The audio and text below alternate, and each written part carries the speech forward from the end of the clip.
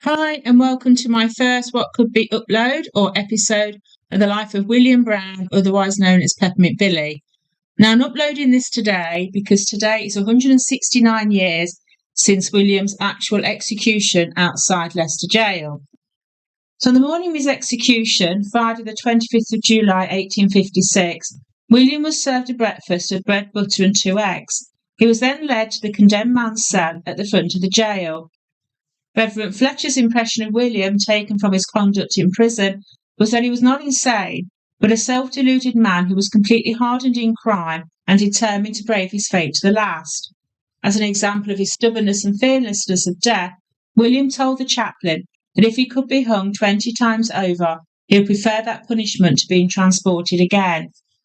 In the very early hours, the streets resounded with the noise of vehicles come from all over the county, with a significant number of visitors from the Melton Mowbray district, many of whom came to Leicester by train at night. Many witnesses who gave evidence against William were present to watch the last scene of this tragedy. Within the barricade and surrounding gardens, a police force of about 100 officers were on duty. Several thousand people had assembled by 7 o'clock, and the densely packed crowd, estimated at between 25 and 30,000 persons, had gathered. At 8 o'clock, the entrance to the jail, Warder John Hall announced that the fatal moment had arrived. A solemn procession followed him, consisting of the Under-Sheriff and his deputy, Governor Musson, Chaplain Fletcher, William Brown, and finally William Calcraft, the executioner. Reverend Fletcher was not wearing his robes and did not read any portion of the burial service. William had refused to make any confession and referred to himself as a martyr. Dressed in a black coat and fustian trousers, William mounted the scaffold with a firm step. His arms were strapped behind him, and he was supported on each arm by a turnkey.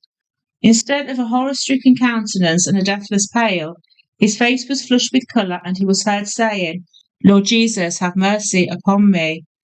And then William gave himself to the hands of the executioner as he bowed with confidence to the crowd. The scaffolding was difficult to make out, and was obscured by the growth of foliage in the governor's garden. As a result, pressure on the barricade increased, and one of the supports gave way, but an additional beam was quickly added. The rush of people was partly caused by the desire to hear William's dying speech. He had repeatedly declared his intention of addressing the multitude and was given the opportunity. At the last moment, however, he declined. The instant Calcraft placed William under the fatal beam, his mouth began to move as if he desired to say something, but no words escaped his lips. William's head was covered with a white linen hood, similar to a small pillowcase. The rope was adjusted around his neck, a simple halter-style noose consisting of a loop worked one end of a piece of hemp rope and the other end passed through it. Warder Hall then tied William's legs together. After all this was done, William Calcraft reached for William's hand and shook it. Then he retired behind him. From the violent heaving of William's chest, it was clear that in a few moments he remained in that position. He experienced intense internal emotions. The draw of the bolt was just the work of moments. William struggled for a few minutes. His internal convulsions alone showed the anguish he was suffering after the muffled fall of the heavy drop. To give the masses a continuous spectacle and guarantee of total death, his body hung for an hour. Apart from a barricade giving way, the execution was conducted without incident. John Brown Sr., William's father, sat in a window of the Turk's Head public house opposite to watch his eldest son die. The normal cost of witnessing an execution from the window of the tavern was 2 shillings and 6pence, but John Brown Sr. was given a complimentary seat.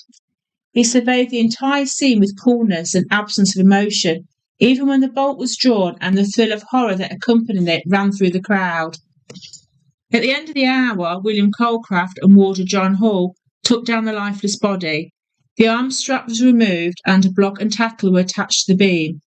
A rope was placed under William's arms and around the body. He was then drawn up to enable the removal of the noose and hood. No clothes were removed and no cast of the head was taken. William Brown's body was immediately placed in the coffin and buried in the prison grounds. The crowds began to disperse, and by 10 o'clock Welford Road was clear again. Prison discipline was so strict that none of the prisoners knew what was happening outside the walls.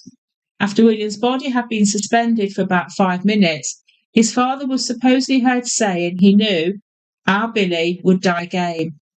He left his seat in the Turk's Head window and went to the public houses on Belgrave Gate, near where he lived on Bedford Street with his youngest son John Jr. and daughter-in-law Anne. There he spoke of his son William and his sordid career. He talked about how William had described on more than one occasion what he wanted to do to someone else, but John Brown Sr. would never reveal what he had said.